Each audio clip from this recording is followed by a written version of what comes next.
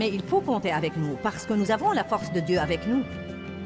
Dieu nous a donné l'autorité, mais nous devons exercer cette autorité. J'ai une autorité dans mon bureau, et je peux vous le dire, de temps en temps, je dois l'exercer. Amen. Je n'ai pas à entrer tous les jours et à exercer mon autorité sur celui-ci et à exercer mon autorité sur celui-là. Restez avec nous dans Jouissez de votre vie.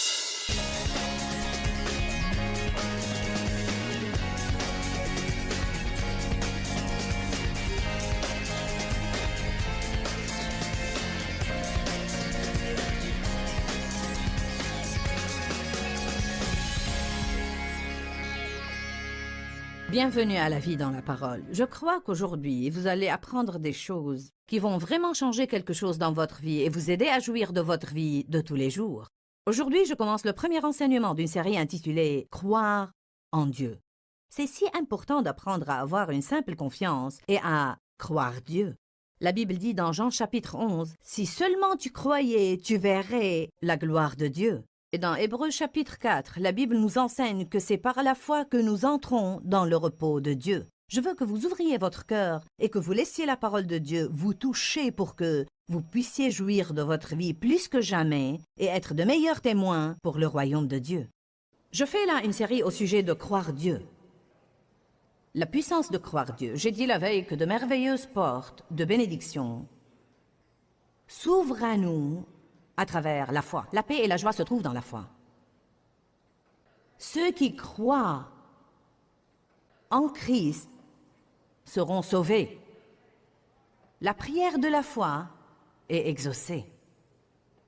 Il y a beaucoup de choses que la Bible dit de nous et nous devons libérer notre foi en elle. Nous devons dire « je le crois ».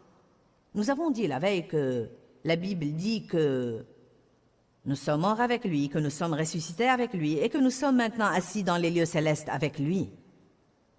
Être assis dans les lieux célestes évoque notre position de repos. Hébreux 4 dit que ceux qui ont cru, dit tous cru. Ceux qui ont cru entrent dans le repos de Dieu. Légalement et du point de vue position, nous sommes assis dans les lieux célestes avec Christ. Ce que je veux dire par là, c'est que légalement, c'est une affaire conclue. Jésus l'a payé. C'est notre position. Mais expérientiellement, ce n'est libéré dans notre vie que quand nous croyons. Et donc, il y a un lieu de repos pour nous. Ce repos de sabbat est pour ceux qui croient. C'est ce que la Bible dit dans le livre des Hébreux. Nous devons nous rendre compte que le repos est une force. Parfois, je crois que si nous nous asseyons pour nous reposer, nous sentons que c'est le moment le moins fort de notre vie. Nous avons tendance à penser que nous sommes forts quand nous sommes debout et en action. En fait, spirituellement, quand vous entrez dans le repos de Dieu, c'est la position la plus forte que vous puissiez avoir. Dieu le Père a dit à Jésus, « Viens maintenant, ton travail est accompli. Tu as fait ce que je t'ai envoyé faire. Viens et assieds-toi à ma droite jusqu'à ce que je fasse de tes ennemis ton marchepied. » Dieu a dit aux Israélites, « Gardez votre paix. Restez calmes et je combattrai pour vous. » Romains 16, 20 dit « Et le Dieu de paix écrasera bientôt Satan sous vos pieds. » Si j'ai un problème au sujet duquel je veux que Dieu fasse quelque chose, je ne vais pas réussir à faire intervenir Dieu en étant bouleversé. Je ne vais pas réussir à faire intervenir Dieu en m'inquiétant et en essayant de comprendre les choses, en étant frustré, en luttant et en me livrant à toutes sortes d'œuvres de la chair qui sont mon plan pour résoudre le problème. Je peux bien faire certaines choses, mais je ne peux faire que ce que Dieu m'ordonne de faire. Si Dieu n'en est pas l'auteur, il ne va pas les finir. Nous commençons des choses et nous sommes fâchés quand Dieu ne les finit pas. Amen? Alors, si je veux que Dieu œuvre pour moi, à ce moment-là, je dois croire Dieu. Je dois dire, Dieu, j'ai ce problème. Je me décharge de mes soucis sur toi. Je crois que tu peux le régler. Moi, je ne peux pas le régler. Mais je crois que tout est possible à celui qui croit. Alors, je vais continuer à croire que tu peux faire ce que je ne peux pas faire. Je vais continuer à croire que tu peux prendre ma situation et la faire concourir au bien, bien qu'elle ait l'air absolument horrible en ce moment. Je crois que tu es un bon Dieu et que tu peux prendre n'importe quelle situation misérable et la faire concourir à mon bien. Je crois que le mal que Satan m'a dit de me faire, tu le changes pour mon bien. Je vais m'agripper à ça et je vais continuer à le croire. Je vais garder ma paix et rester dans le repos. En ce moment, quoi qu'il ne semble pas que quelque chose se passe, je crois que tu y œuvres. En ce moment, je crois que tu œuvres. Je crois que tu œuvres en moi. Je crois que tu me changes. Je crois que tu changes ma famille. Je crois que tu changes mes finances. Je crois que tu changes mon patron. Et je verrai le résultat de ma foi en toi. Dans l'économie de Dieu, vous devez croire avant de voir. Vous devez vous le rappeler, dans l'économie de Dieu, et j'entends par économie la façon dont Dieu fait les choses. D'abord vous croyez, ensuite vous voyez. Dans le monde, nous avons la mentalité opposée. Nous ne croyons que ce que nous voyons. En fait, je suis de Missouri, l'État des sceptiques. Eh bien, il y a une telle façon de penser. Nous ne croyons que ce que nous voyons. Nous ne croyons que ce que nous sentons. Nous devons parfois nous demander, croyons-nous le Dieu de nos sentiments ou le Dieu de la Bible? Nous marchons par la foi et non par la vue. La Bible dit que nous avons une autorité en tant que croyants. Une autorité. Le diable ne peut pas nous bousculer. Nous pouvons lui résister. Nous pouvons le réprimer. Nous pouvons le lier. Nous devons réaliser que ce n'est pas une chose automatique. Ce n'est pas parce que la Bible dit que j'ai quelque chose qu'elle devient mienne automatiquement. C'est une possibilité si je joue mon rôle. Dieu a joué son rôle, et je peux voir cette chose se passer dans ma vie si je joue le rôle que Dieu me donne à jouer. Il nous donne quelque chose à faire, mais il nous donne également la grâce pour le faire. Nous n'avons vraiment pas le mérite de quoi que ce soit. Même les bonnes choses que nous faisons, nous les faisons par la force de Dieu. Nous devons boucler la boucle et revenir au point de départ et lui donner le mérite. Je veux que nous lisions plusieurs écritures. Nous avons besoin d'un rappel ce matin. C'est bien plus qu'un rappel. Nous allons étudier d'autres aspects de la chose ce soir. Ça va vraiment être un puissant rappel du Saint-Esprit que vous avez une autorité en tant que croyant. Vous n'êtes pas des mauviettes, vous êtes des personnes avec lesquelles il faut compter, car celui qui est en vous est plus grand que celui qui est dans le monde. La Bible dit que nous sommes plus que vainqueurs par le Christ qui nous aime. Si Dieu est pour moi, qui peut être contre moi? Si Dieu est pour moi, de qui aurais-je peur? Ce sont les choses que nous ne devons jamais perdre de vue, car le diable nous déteste tous les jours. Tous les jours, il a un plan pour votre destruction et pour ma destruction. Tous les jours, incessamment, implacablement, Satan nous fait la guerre. Il assaille notre esprit, il assaille nos émotions, il assaille nos relations. Surtout, je pense, l'ennemi assaille les relations parce qu'il est absolument pétrifié par l'unité. Un peut mettre 1000 en fuite, mais deux, 10 000. Il dit là que rien qu'en ajoutant une personne, ma force s'accroît 10 fois. Qu'arrive-t-il si on peut sauvegarder l'unité de l'Église? Si on peut sauvegarder l'unité de la famille? Allez maintenant. Toute notre famille est impliquée dans ce ministère. Pensez-vous que nous n'œuvrons pas à maintenir la paix? Pensez-vous que nous n'œuvrons pas à éviter les conflits? Bien sûr que nous faisons cela. Pourquoi? Parce que Satan nous déteste. Il déteste ce que nous faisons. Nous avons un ennemi. Nous sommes en guerre. Mais il faut compter avec nous, parce que nous avons la force de Dieu avec nous. Dieu nous a donné l'autorité, mais nous devons exercer cette autorité. J'ai une autorité dans mon bureau, et je peux vous le dire, de temps en temps, je dois l'exercer. Amen. Je n'ai pas à entrer tous les jours et à exercer mon autorité sur celui-ci, et à exercer mon autorité sur celui-là, et à exercer mon autorité sur ceci et cela. Il y a des moments où j'exerce cette autorité. Par conséquent, ils savent que je le ferai si besoin est. Si le diable comprend que vous allez exercer votre autorité sur lui si besoin est, peut-être qu'il ira importuner quelqu'un d'autre. Amen. Ça va, vous qui êtes derrière moi? J'ai promis de vous parler, alors voyez, je m'en souviens. J'apprécie que vous soyez assis derrière moi. Nous allons croire que l'onction va juste vous atteindre. Donc, rappelez-vous que nous devons rester dans le repos. Le repos est une position de force. Nous n'aurons pas une autorité sur le diable d'une position de frustration. Je n'aurai pas l'autorité sur le diable d'une position d'inquiétude et de trouble. Je crois que nous devons garder notre paix et rester au repos. Si nous le faisons, le Dieu de paix écrasera Satan sous nos pieds. Si nous restons assis en Christ, en gardant notre position, sachant qui nous sommes, à ce moment-là, Dieu dit qu'il fera de nos ennemis notre marchepied. Matthieu 10, verset 1. Je vais vous lire plusieurs écritures où la Bible parle de notre autorité. Nous avons des gens de tous les milieux qui viennent à nos réunions. Peut-être qu'il y a des gens ici ce matin qui n'ont jamais entendu qu'ils ont une autorité sur le diable. Je suis allée à l'église pendant des années avant que quelqu'un me le dise.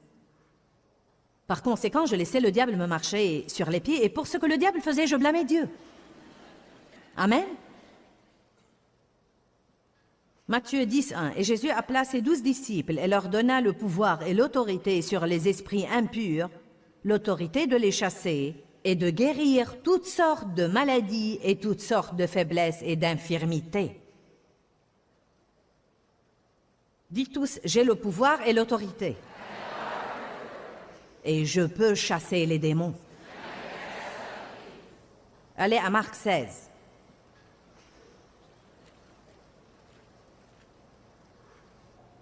Vous devez comprendre que ce que Jésus a donné à ses 12, il s'attend à ce que nous l'ayons également.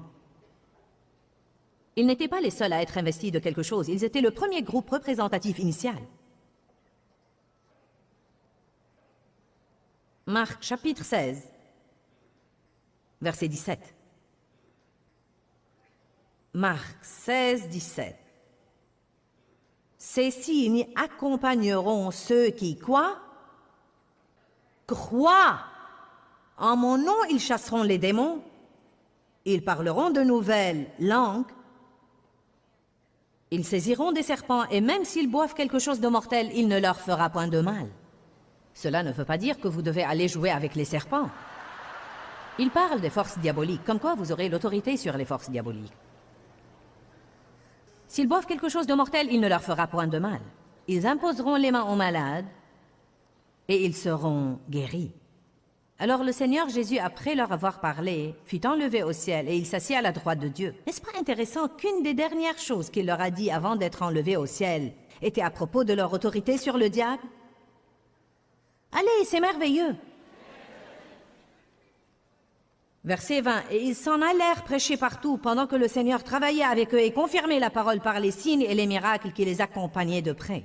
Je vais vous dire une chose uniquement à titre informatif. Je ne pense pas que nous ayons jamais eu une conférence où il n'y a pas eu de guérison physique. Nous n'avons jamais eu une conférence où les gens n'ont pas été délivrés et libérés. Nous devons voir la force de Dieu qui œuvre en nous et parmi nous et dans notre vie. Nous devons écouter des témoignages sur cette force. Des témoignages. J'ai reçu ceci cette semaine. Sonia a écrit que la dernière fois qu'elle était à Phoenix, elle est allée à la conférence. Elle avait une tumeur dans son utérus. Elle devait se faire opérer en rentrant de la conférence. Sonia nous raconte que le gynécologue était choqué de constater qu'il n'y avait rien à l'échographie. Dieu a œuvré à travers moi pour la guérir. Eh bien, ça ne me rend guère meilleure que d'autres. Cela veut simplement dire que je suis une croyante qui croit. Nous avons une église pleine de croyants incroyants. Nous nous faisons appeler croyants. Mais en quoi croyons-nous? Vous savez, je crois que j'ai une autorité sur les démons. Je crois que quand je lis l'homme fort, il est lié et je peux aller piller son royaume. Je crois que quand je prêche la parole de Dieu, je le crois en ce moment, que les mots que je prononce sont comme des pilules de force. Ils ont littéralement une force inhérente à eux pour changer votre vie. C'est à cet effet que je prie avant de venir aux réunions. Je crois que quand je prêche, les malades guérissent. Je crois que quand je prêche, l'onction détruit le joug de la servitude et le brise de la vie des gens. Vous allez recevoir ce que vous croyez. Qu'il te soit fait selon ta foi. Je peux venir et croire, je vais donner un bon message. Eh bien, cela est bon, mais je peux croire à beaucoup plus. Encore une fois, la Bible dit qu'il te soit fait selon ta foi. Voilà pourquoi je vous encourage quand vous venez. Ne venez pas simplement pour l'enseignement.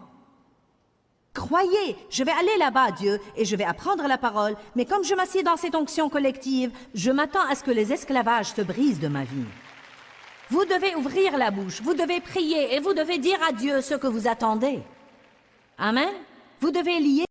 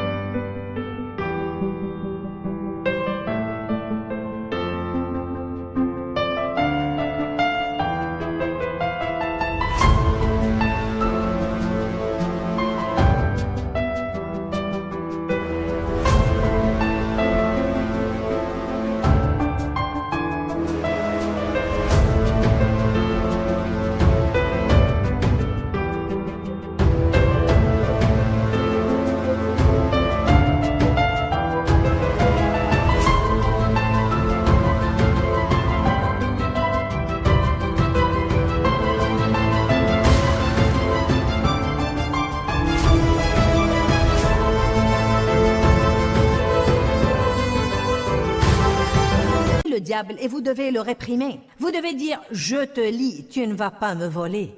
Je te réprime, tu ne vas rien m'enlever. Je lis l'homme fort pour que je puisse piller ton royaume aujourd'hui, diable. Ce qui est à moi va être à moi. Je vais aller à cette conférence et je vais en sortir guéri. Je vais m'imprégner de cette onction et de cette force guérissante. Vous allez recevoir selon votre foi. Vous croyez à un peu et vous recevez un peu. N'allez pas rester à ne rien faire et croire à un peu, puis jalouser ceux qui croient à beaucoup et le reçoivent.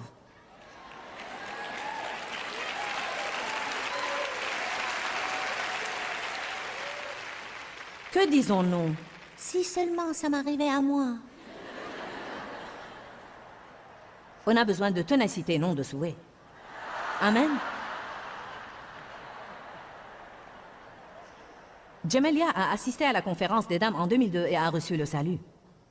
Une semaine après la conférence, on lui a confirmé qu'elle a été guérie des calculs biliaires.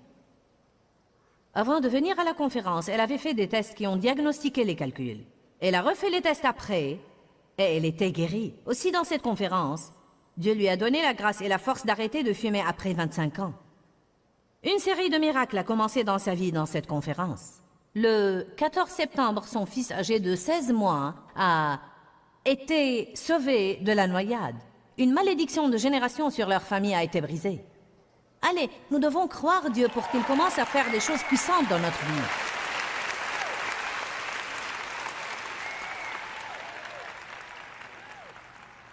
Ces signes accompagneront ceux qui croient. Je ne pense pas que ces signes accompagneront ceux qui croient en Jésus. Je pense que ces signes accompagneront ceux qui croient que ces signes les accompagneront. Parfois, nous faisons fausse route. Je suis un croyant. Pourquoi ces signes ne m'accompagneraient-ils pas? Peut-être que vous ne croyez pas que les signes vous accompagneront. Peut-être que vous croyez qu'ils accompagneront Benny Hinn, Kenneth Copeland, Joyce Meyer ou Billy Graham, mais vous ne croyez pas qu'ils vous accompagneront. Vous êtes des croyants. Vous avez en vous le même Jésus qu'ont tous les autres. Vous avez le même Saint-Esprit qu'ont tous les autres.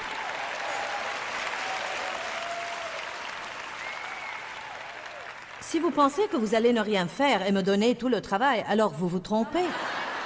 Amen. Je suis grand-mère. Ah oui, petits-enfants, je ne veux pas faire tout le travail toute seule. Nous sommes censés former les croyants afin qu'ils aillent faire le travail du ministère.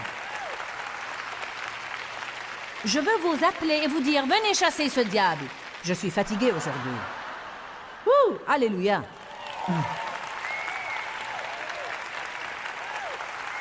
Luc 10, 19. J'ai l'impression que nous devons nous secouer à nouveau et savoir qui nous sommes et nous rendre compte de la force qui est en nous et non pas traîner et dire « Oh, c'est le diable ».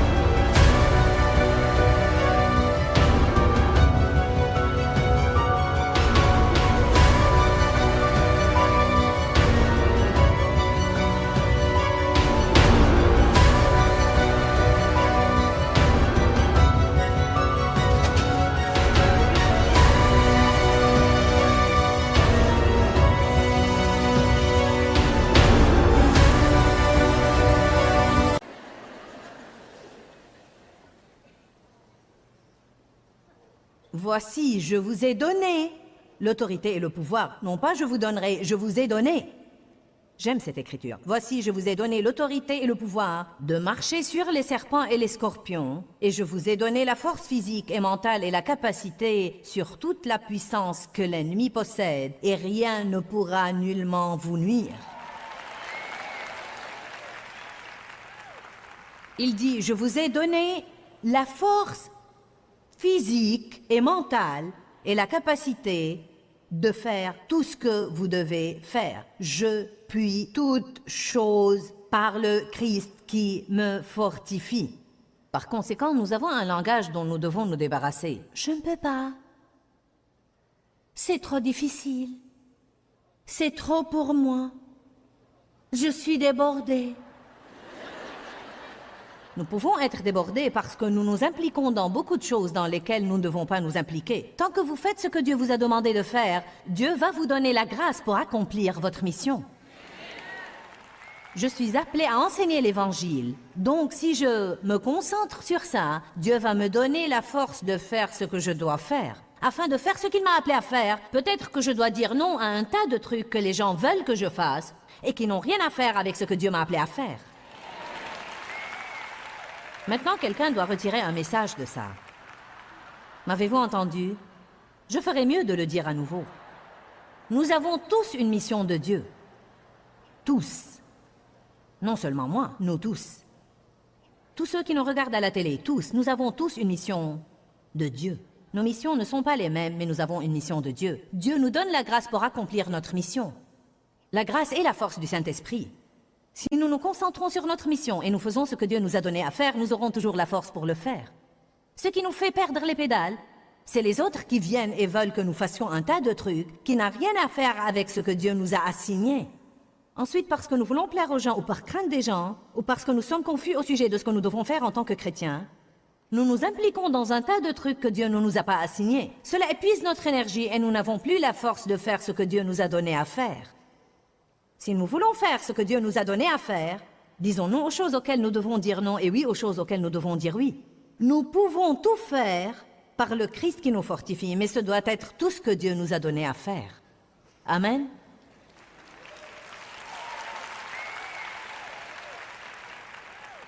Voici veut dire regardez et voyez. Je vous ai donné l'autorité. Pasteur Shannon, vous avez la force et l'autorité sur le diable. Vous pouvez...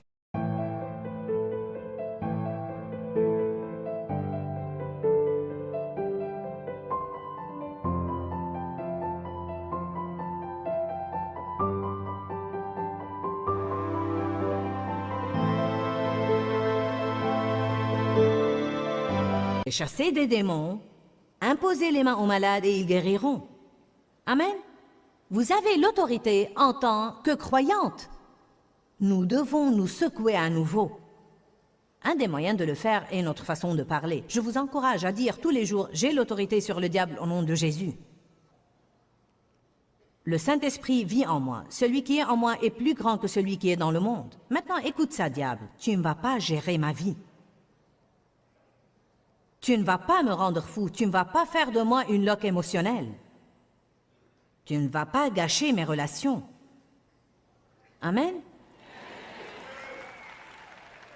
Nous sommes en guerre. Partout, il y a des guerres. Des guerres sur la terre, des guerres dans l'esprit, des guerres dans les pensées, des guerres dans nos émotions. 2 Corinthiens 10. Nous sommes des soldats dans l'armée de Dieu.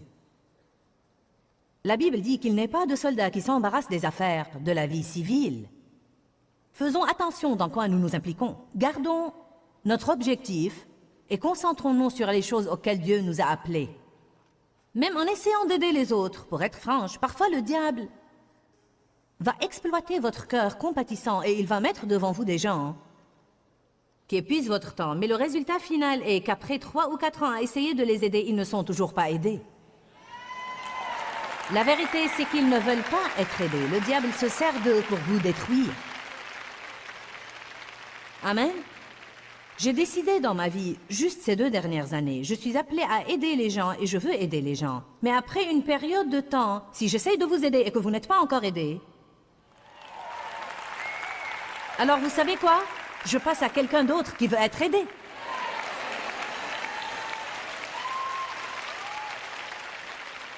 J'ai de meilleures choses à faire que de vous écouter pleurnicher 40 heures par semaine.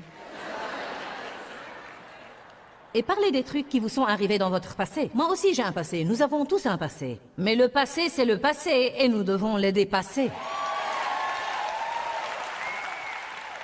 Nous devons entamer ce que Dieu a pour l'avenir. Je me rends compte que les choses du passé font mal, mais Jésus nous guérit. Amen. Savez-vous ce que Jésus a dit à l'homme couché sous le portique depuis 38 ans? Es-tu sérieux au sujet de guérir?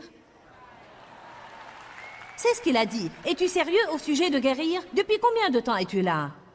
38 ans. Puis l'homme lui raconte sa triste histoire. Je n'ai personne pour me plonger dans la piscine. Jean 5, je n'ai personne pour me plonger dans la piscine. Chaque fois que j'essaie d'y plonger, quelqu'un d'autre descend avant moi, Jésus.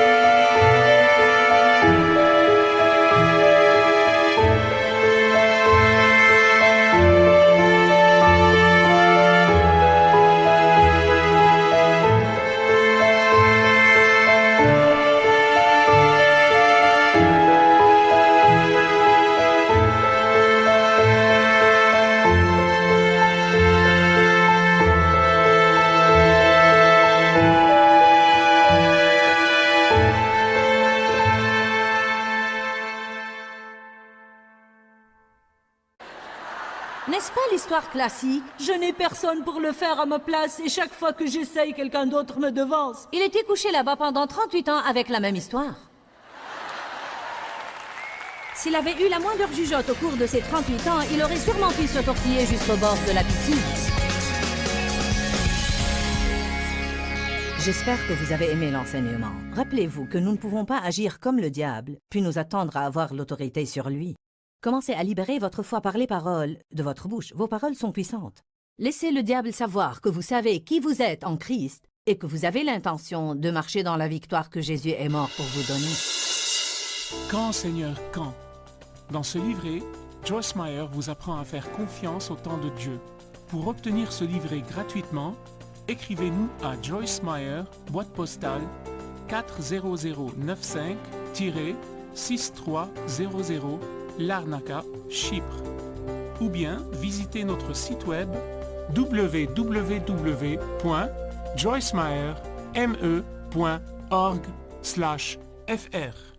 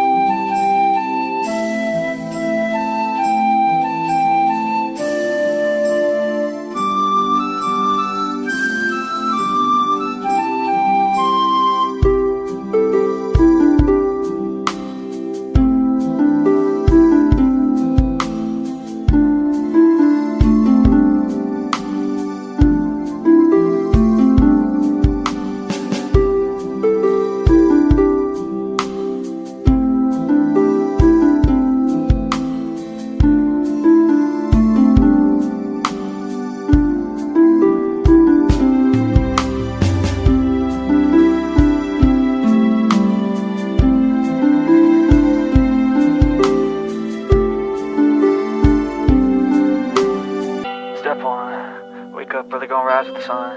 Step 2, get some good, some food in you. Step 3, think real hard about what you wanna be. Step 4, everybody just do your thing. Wake up, today's gonna be a good day. Wake up, today's gonna be a good day. Wake up, today's gonna be a good day. Wake up, today's gonna be a good day. Wake up, today's gonna be a good day. Wake up, today's gonna be a good day. Wake up, today's gonna be a good day. Wake up, today's gonna be a good day. Yo, set your affirmations, aspirations. I got shit to do, the aftermath of preparation. Good food, good mood, blood in circulation. One step at a time, yeah, that's how you make it. Set a goal you control and the steps you take them. I try to pick one thought, have some concentration. And if I make a mistake, it's called education. I try to do this every day, call it replication. Wake up, today's gonna be a good day. Wake up, today's gonna be a good day. Wake up, today's gonna be a good day. Wake up, today's gonna be a good day. Wake up, today's gonna be a good day.